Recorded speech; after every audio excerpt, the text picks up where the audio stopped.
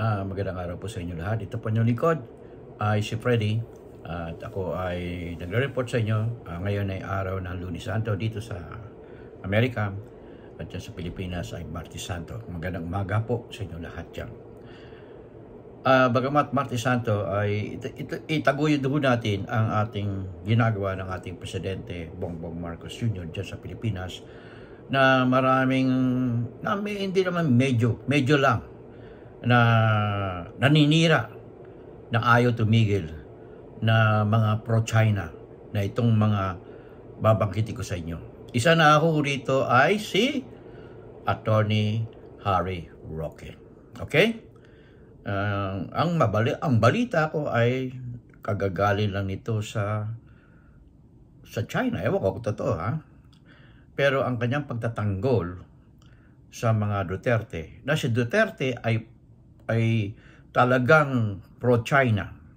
Maski na si Vice President Sara Duterte, na ngayon ay ating nasaksiyan ang kalapastanganan na ginawa sa isang barko ng Pilipinas na maliit, na private na barko ng Pilipinas diyan sa Ayungin Shoal, ay talagang binomba for an hour long ng mga Chinese, pero wala kayong nadinig sa kanila.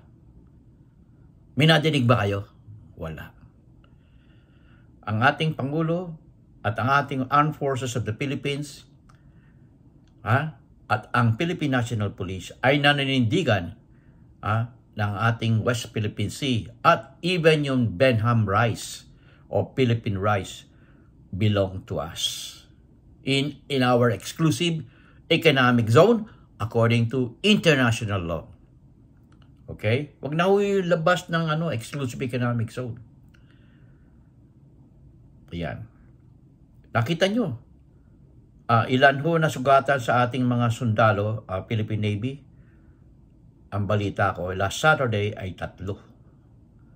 Nagkawasak-wasak yung ating bangkang maliit laban sa 2 o 3 barko ng Chinese Coast Guard na binomba. Ang lakas ng bomba sa loob ng 1 oras. Abay, masasaktan kayo talaga doon sa nangyari yun. Umiiwas ang ating barko, pero hinabol at pinagtulong-tulungan ang isang barkong maliit. At ang nadinig ko sa Amerika, kung may namatay na sundalo ng Pilipinas, hudyat na upang lumagay sa lugar ang Amerika. At kasama na itong mga ito, mga naguhudas dyan sa Pilipinas. Ni isa man sa kanila, walang tumuligsa sa China. At itong si Banat Bay ay sabing hindi raw talaga, wala silang kakayahan. Katulad na sinasabi ni Digong Duterte, ibibigay lahat ang gusto ng China, wag lang silang masaktan o ganun. Ganun ba? Ganun ba yun? Alam ba, meron ka sa pamilya mo. Ilagay natin sa pamilya. Yung kapitbahay mo, inaaway ka. Ano gagawin mo? Inaaway ka. Gustong yung kalahati ng bahay mo kunin. Papayag ka ba? Tapos yung member ng pamilya mo, mga anak mo, sinaktan nila. Hindi ka pa rin lalaban? Sagutin mo nga yan, Attorney Roque. Sagutin mo. Hindi ka pa ba lalaban? Ba't hindi ka kumikibo? Okay. At ang yung pinaano ay itong pulboronic video. Asan yung pulboronic video? Sabagay, hindi naman ito dadali sa korte. It's for public opinion. Sabi mo nga, it's only for public opinion. There is no need for us to present our evidence, our witness. There's nothing that we could do except for public opinion. And sabi mo, paririnig ko sa inyo. Ang pruweba sa kauna-unahang pagkakataon doon sa mga paratang na pulburotic ang ating presidente kung lalabas na yan. Pero ano ang gagawin ng Malacanang? Gaya na ginawa ni Zelensky. Pasisinungalingan, tapos sabihin altered yan, hindi yan totoo. At matagal na itong pulboronic na to eh. Matagal na nga, mag-iisang taon na. Ba't hanggang ngayon? For public opinion, sabi mo nga, attorney, for public opinion. Am I right? Now, since it is for public opinion, why it took you so long for you guys to bring out your evidence? When it comes to, we are only after the president as the chief executive, the commander-in-chief of the armed forces of the Philippines, as doing his best to improve our economy there in the Philippines. And they are improving already. In fact, we are now recognized by World Bank and International Monetary Fund as one of the fastest economy in Asia, beating China and Malaysia. Just imagine that, with 5.6 gross domestic product as of year-end 2023. That is significant for the economy of the country. And the United States is helping the economy of the Philippines with a vision to be a developed country, I think, before the end of the Marcos administration. That is significant for you guys, Filipino. Katulad niyan, may sakit ang iba sa atin. Naku, naranasan ko na. Yung aking pamilya, papasok sa ospital. Hinihingan ba naman ng 5,000 down payment, 5,000 for yung bang COVID na vaccination, for a total of 10,000 pesos initially. Kung hindi ka tatanggapin dyan sa ospital. Now, with the economy growing, the government could provide enough support to our welfare of the people. Welfare, healthcare of the people. Like here in America. Hindi ka pwedeng may sakit ka na, mamamatay ka na. Hihingan ka pa ng deposito. Hihingan ka pa. Okay lang. Minsan nga, nasa ospital ako, nadala ako dito sa emergency. Ang dami-dami tinatanong. Pero ni minsan, hindi ako hininga ng deposito. Kasi bawal yan eh. Bawal yan. Na 911 nga ako dito eh. Hinihingan ako ng pambayad sa 911. And I say, I don't have money. Wala naman. And the government can shoulder that. Because of the strong economy. The strong. And there are so many people who would like to come over here. And you can see that in the newspaper, in the television. Kaya yan ang importante when the economy go strong. And the United States is the #1 undisputed leader in economic growth.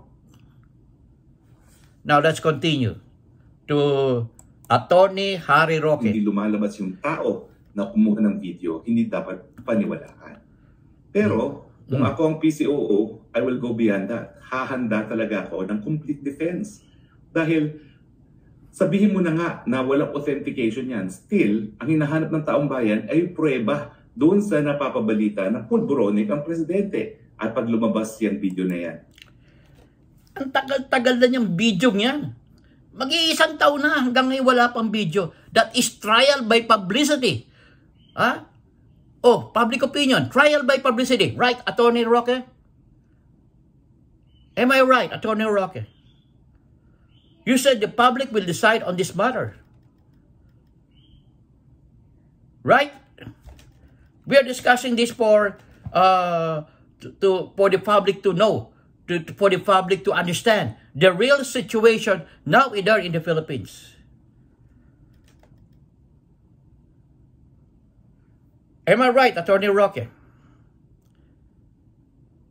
You are defending, it looks like you are defending, as a lawyer, you are defending Maharlika in the public opinion. There in Los Angeles, California. She's already facing trial here in America. A civil case. A civil case for libel, not exactly libel, for defamation. It is a civil case and it involves about $2 million each case. So what can you say about this case, Attorney Roque, here in America? I don't know about there in the Philippines. Okay?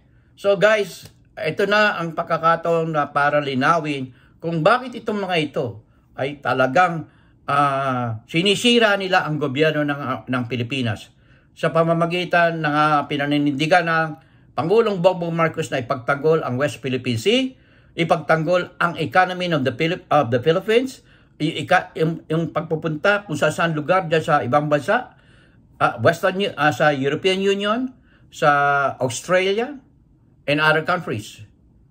And now, I think this April and next month, I don't know if that will push through with a trilateral meet among the United States, Japan, and the Philippines.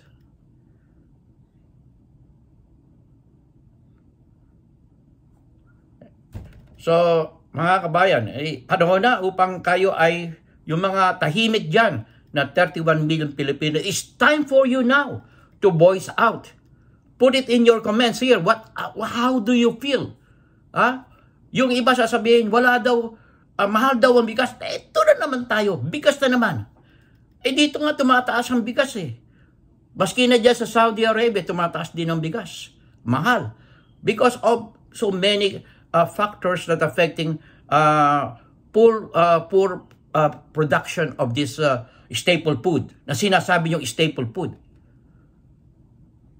Diyan sa Pilipinas. In Vietnam, mahal din ang bigas. In India, lalo na.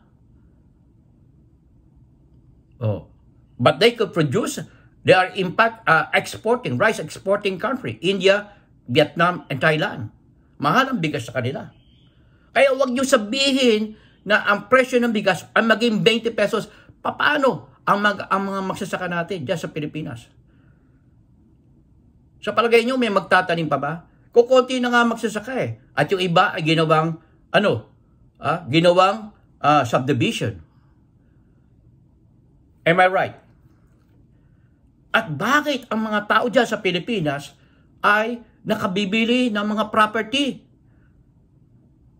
Attorney Roque, bakit? Pakisagot lang. Bakit ho? Ito ang ginagawa natin is for consumption of our audience there in the Philippines, as well as here, the U.S. Filipino. Okay? So I do hope that this matter will be resolved here. With your participation in the comment section, you put your comment properly and within the community guidelines of YouTube. Okay? Wala tayong dapat ilagay na mga not in relation with this concern that the Philippines is right now the fastest growing economy in the world by World Bank and International Monetary Fund. Okay? I'll see you in my next vlog. This is Rose Freddy. In God we trust. Never hold your peace. I'll see you in my next vlog.